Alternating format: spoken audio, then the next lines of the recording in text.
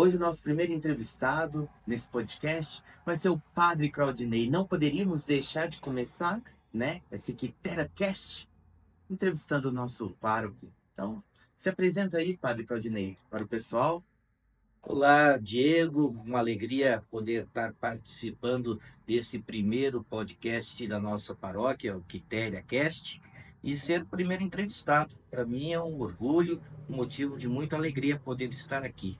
Você pediu para que eu me apresente. Sou o Padre Claudinei, sobrenome um tanto quanto difícil, de origem polonesa, Miedźwiecki. Sou pároco aqui da paróquia Santa Quitéria há um ano e meio já, e tenho 25 anos de padre. Esse ano, Diego, eu completo bodas de prata sacerdotal. Para mim, está sendo um ano especial da graça do Senhor, em pleno jubileu da igreja, também está celebrando o meu jubileu sacerdotal. 25 anos é um bom tempo, né, pessoal? Imagina, eu tô com 28 anos, e aí tem quase a minha idade, só de sacerdote, né, de sacerdotal, vivendo uma vida entregue a Jesus Cristo. Já dá para a gente adquirir uma gama de experiência, né? Nesses 25 anos, eu já trabalhei em outras paróquias, a paróquia lá no interior de Santa Catarina, numa cidade chamada Siderópolis, perto de Criciúma, na Diocese de Criciúma. Trabalhei também aqui na região metropolitana de Curitiba, em São José dos Pinhais. Trabalhei no interior de São Paulo, numa cidade chamada Rio Claro, cidade de Sorriso, e também tive a graça de trabalhar em Cotia, na região metropolitana de São Paulo, 11 anos no Pequeno Cotolengo de Cotia, Pequeno Cotolengo Paulista, e depois na sede da nossa província, em São Paulo, e agora fazendo esse trabalho evangelizador aqui na paróquia Santa Quitéria. Já rodou um pouquinho, né, nosso Brasil. É isso, padre. Verdade. É, juntos com vocês, eu queria fazer uma pergunta para o nosso querido padre. Se Jesus viesse hoje, aparecesse diante de ti, olha só a pergunta, pessoal. Qual a pergunta que você falaria para ele? Olha, é uma pergunta se difícil. Você já começa na primeira pergunta me colocando numa situação complicada, assim, no sentido de o que eu perguntaria para Jesus, né? Acho que a gente teria muitas coisas para perguntar. Eu, pelo menos, teria muita coisa para perguntar. Talvez algumas coisas eu perguntaria e ele já respondeu. Por exemplo, o que fazer para ganhar a vida eterna? Mas isso já está no Evangelho, né? Quando ele diz lá para aquele jovem: só uma coisa te falta, vai, vende tudo que tu tens e dá aos pobres, né? Depois vem e segue. Talvez eu perguntaria para Jesus, como que a gente pode amar as pessoas, e Jesus vai dizer que a gente tem que colocar as pessoas no centro da nossa vida também, assim como Deus, né? Amando a Deus e amando os irmãos. Jesus nos ensina o amor. Mas eu acho que eu faria, desculpa, eu vou fazer duas perguntas. E aí Jesus, ele escolhe o que ele iria me responder.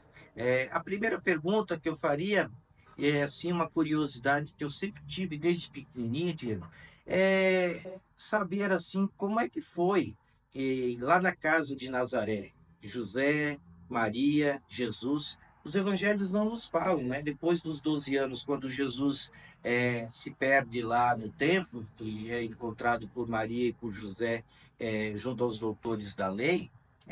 Depois dali até os 30 anos, os evangelhos não nos fazem referências. As pessoas podem até perguntar, mas por quê? Né? Porque não era algo assim importante no sentido daquilo que os evangelistas queriam passar para as primeiras comunidades, para as comunidades que eles escreviam. Então, por isso que não se retrata, não se escreve nada sobre esse período. Mas eu tenho muita curiosidade, embora os evangelhos apócrifos falem um pouquinho, né? Eu queria perguntar para Jesus como é que foi essa convivência, né? Aprendendo de José a carpintaria, convivendo com Maria, né? Essa seria uma pergunta.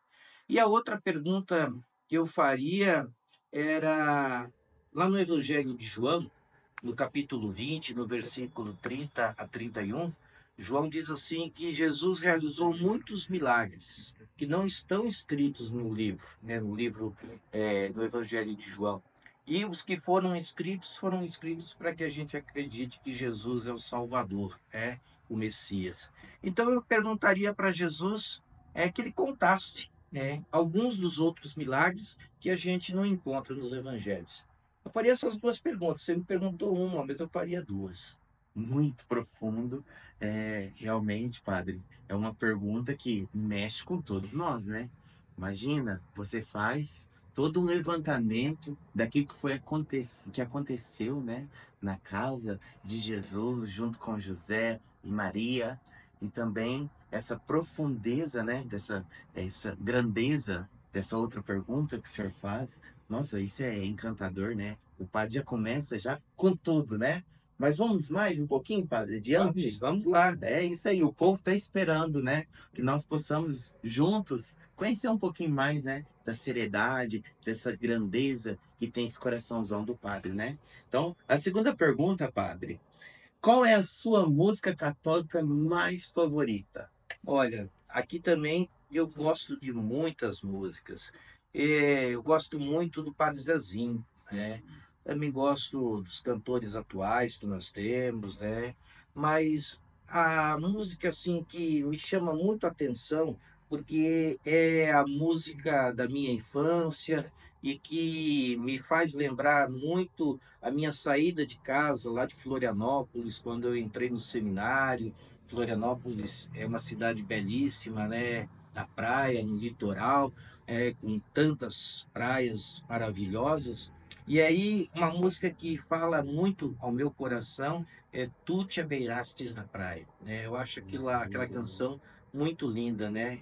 Não buscasse sábios, né? Mas foi a mim que o Senhor chamou. Tantas pessoas eu vejo assim no seminário, tantos colegas que passaram e que tinham muito mais capacidade de serem padres, muito mais talentos, dons, né? E acabaram fazendo outra opção, e o Senhor me chamou para essa vida. Então, quando eu escuto essa canção nas missas, hoje se canta pouco essa canção, né?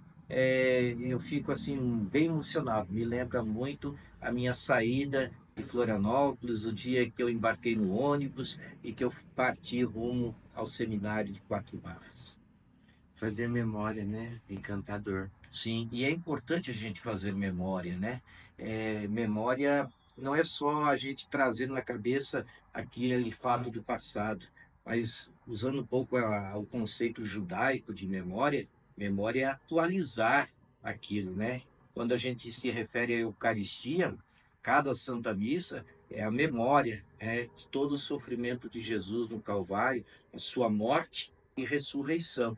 E assim também é na cultura judaica, né? Os judeus, quando celebram a Páscoa judaica, eles fazem memória daquele momento em que Deus salvou o povo de Israel, libertando da escravidão do Egito. Não é recordar o passado, mas é atualizar o fato do passado no presente. E eu faço memória com essa música. Eu trago presente, é como eu sentisse hoje, o mesmo sentimento que eu tive aquele dia, assim, meio que a lágrima chorando, deixando a casa dos pais e entrando no seminário, né? E não sabendo o que seria o futuro. Então, para mim, assim, é uma música que toca fundo do coração. Coloca aí também nos comentários a canção que você mais ama, que mais toca no seu coração. Também isso é importante também para nós, né? Também recordar, fazer memória, como o padre disse, né? É importante, coloca aí nos comentários. Isso também vai fazer você entrar nesse mistério. Uma canção é uma marca profunda do coração, do cuidado, do zelo, do amor de Deus para conosco. Vamos lá, padre, para a terceira pergunta. Essa pergunta aqui, ela é profunda, profunda. Qual é o prato favorito que o senhor mais gosta? E ela ainda fica mais profunda se for num prato fundo, né? Isso é verdade. Mas, assim, olha, eu gosto de muita coisa. Eu gosto muito de carne, eu gosto muito de massa. Massa assim, é uma coisa que me atrai muito, uma comida que eu gosto, né? Lasanha, macarrão, nhoque, eu gosto bastante. Mas assim, voltando às minhas origens polonesas, eu gosto muito de um prato polonês chamado pierogi. E aqui em Curitiba a gente come muito, É né? bom, é bom. Foi bom vir para Curitiba porque eu só comia pierogi quando voltava para casa, nas férias, eu ia visitar minha mãe, meus irmãos, né? Agora não, agora aqui em Curitiba eu tenho a possibilidade de comer pierogi com mais frequência. E um Você prato. conhece pierogi? Não, é um prato chique, né? Meu Deus. Então você é convidado, vamos comer um dia desses aí, um pierogi saboroso que tem aqui na Santa Quitéria. Eu tenho uma fala, que isso daí é uma característica minha. Essa fala eu vou falar pro senhor, pá. Não me chama não que eu vou. Ah, tá certo. E é para ir mesmo, vamos combinar. O pirogue é maravilhoso, né? E, ó padre, diante dessa pergunta tão saborosa, tão gostosa, né? Vamos fazer outra pergunta para ele também maravilhosa? Essa pergunta, ela vai despertar muita curiosidade em nós. Olha Fica lá, hein, o atento. que que você vai perguntar agora? Vamos lá. É, qual conselho você daria? Olha só. Qual conselho o senhor daria para os jovens que estão perdidos, que estão cada vez mais se afastando da comunidade, da casa de Jesus Cristo? Eu acho que daria o conselho que é aquele conselho da parábola do Pai misericordioso, né? O filho que escolhe deixar a casa do pai, se afasta do pai, mas depois se arrepende e volta. E o pai o abraça, né? O acolhe de braços abertos. Papa Francisco, nosso saudoso Papa, que nos deixou há pouco tempo, Papa Francisco, falando aos encarcerados, ele diz que todo mundo erra, né? E que a gente comete os erros, mas a gente tem todo o direito de corrigir os nossos erros e retomar a nossa vida. Então, o meu conselho para as pessoas que tiveram alguns erros, algumas falhas, é retomar. Deus te ama, Deus te adora, Deus cuida de você, Deus é misericordioso. Confie no amor, no perdão de Deus e volte para a casa do Pai. Muitos jovens se afastam e sentem muita dor, né? Vergonha, até mesmo de voltar, né, padre? Eles ficam com vergonha de voltar para a casa do pai, de estar novamente na igreja, do que os outros vão falar, do que os amigos vão falar, do que os amigos vão dizer, né? Por isso, Diego, que nós temos que entender que as nossas comunidades têm que ser comunidades acolhedoras, né? Não comunidades que vão criticar, julgar, condenar, mas comunidades que vão acolher os jovens, seja o erro que ele cometeu, né? A casa do Pai é sempre lugar para aquele que quer voltar. Nossa, é lindo ouvir isso, né? Do nosso pastor, do nosso padre. É, é encantador também essa mensagem que o Senhor deixa para nós, né? Para nossa toda a nossa comunidade. Então vamos mais para uma pergunta? Vamos lá, Essa é profunda, padre. mais uma profunda. Prepara aí, prepara aí. Nós vamos nos afogar nessas perguntas É isso aí. profundas. Vamos lá. É, o que você considera ser papel da igreja fundamental na comunidade? Qual o que o senhor considera como algo fundamental, é o papel fundamental da igreja na nossa comunidade? Eu diria que hoje o papel fundamental da igreja é dialogar com o mundo, né? A igreja é uma instituição de mais de 2000 anos, né? E é uma instituição tão forte, né? A gente tem visto aí, agora com a morte do Papa, né? Como os meios de comunicação têm tratado o conclave, o futuro Papa, né? Mostrando a importância que a igreja tem na sociedade, né? A gente não vê isso quando um líder de outra religião ou de outra igreja é, falece, né? E com o Papa Francisco a gente viu essa cobertura, foi assim com o Papa João Paulo II e outros tantos papas, né? Mas eu acho que a igreja, tendo esse papel tão importante, tão decisivo, a igreja ela precisa dialogar com o mundo. A igreja dialoga, só que a igreja tem os seus passos um pouco mais lento, né? e ela precisa talvez acelerar um pouquinho, sem renunciar à tradição, sem renunciar àquilo que é dogma, aquilo que são os ensinamentos de Jesus. Mas talvez responder um pouco mais rapidamente às exigências, aos desafios do mundo. Eu acho que isso é muito importante. E isso na nossa comunidade também. Aqui no bairro de Santa Quitéria, nós também temos desafios que são próprios nossos. E nós, enquanto Igreja Católica, nós, enquanto paróquia, temos que saber responder a esses desafios e de maneira rápida, né? Em sintonia com a nossa arquidiocese, em sintonia com toda a igreja. Qual a sua expectativa, padre, para essa renovação, esse mover da igreja?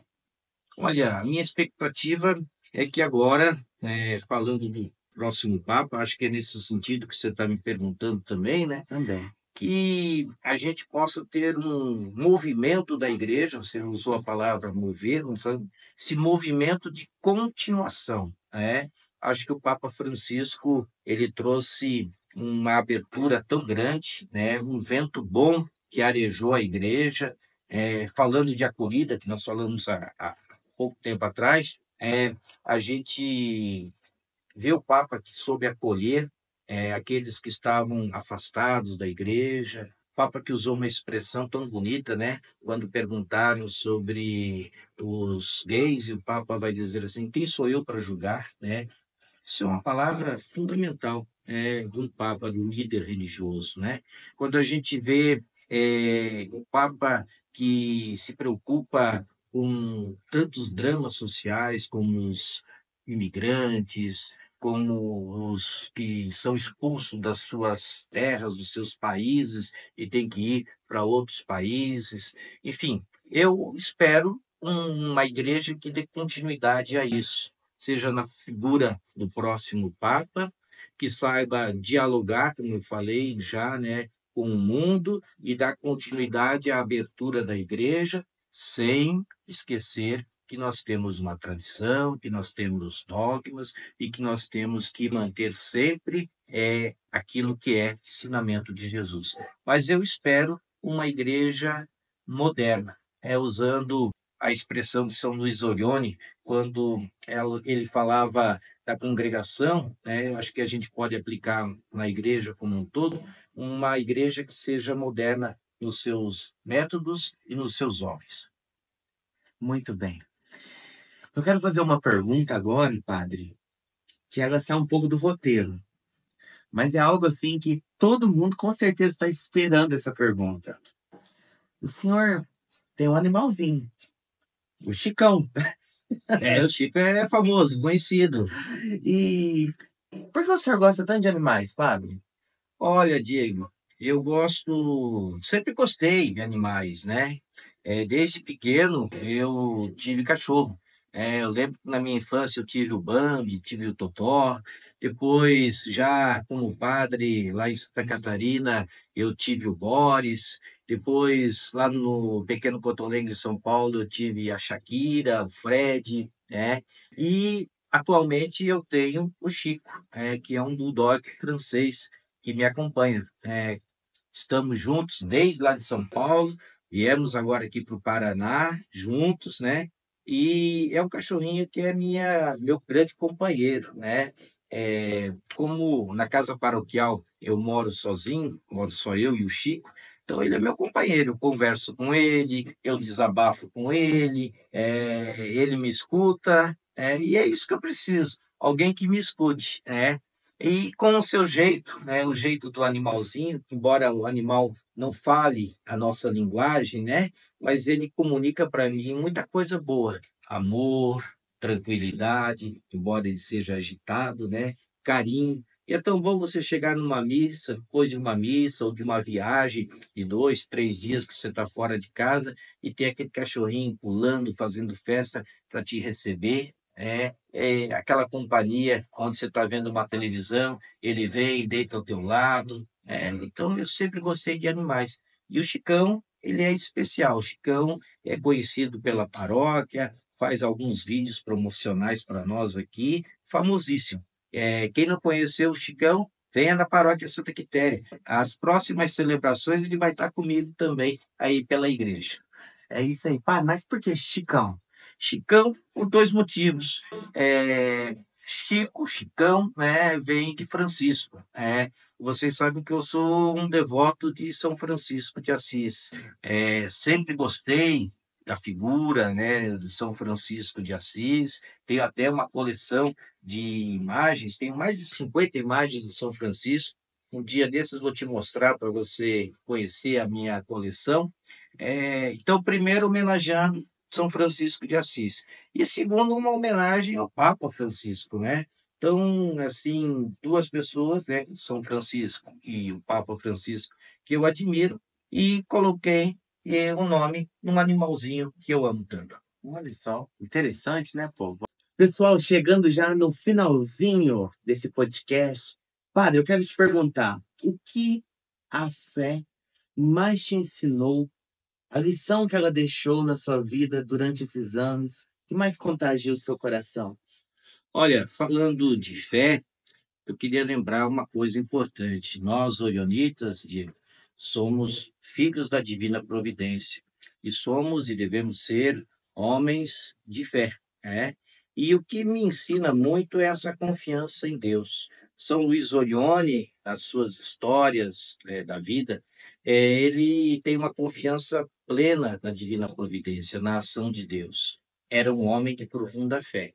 E o que eu aprendi, né, nesses anos todos, desde lá do seio da minha família, do tempo de seminário, como padre, é que a gente precisa realmente acreditar, confiar na ação de Deus. E como padre, por onde eu já passei, eu pude fazer essa experiência. Às vezes, diante de situações que pareciam não ter solução, diante de problemas que surgiam, diante de a falta de alguma coisa, você sabe que às vezes nas instituições que vivem de caridade pode faltar alguma coisa, sempre a providência agia, né? A gente rezava e a providência agia. Aqui na paróquia não é diferente.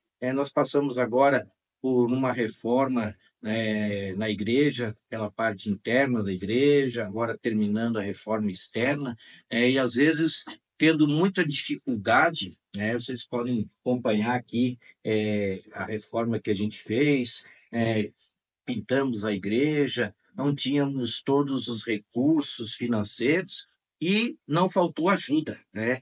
Pessoas que vieram nos ajudar. Eu vejo isso como uma ação de Deus, Deus agindo através dessas pessoas. Então a fé me ensina muito isso, né? A fé é a gente poder transpassar, né, transportar esses momentos de dificuldades com a confiança em Deus. Padre, também, é, com certeza o senhor teve muitas experiências também de sofrimento, né? De dificuldade, onde a fé também te ajudou, onde a fé te moveu, te deu forças para você caminhar, de situações assim bem difíceis, né?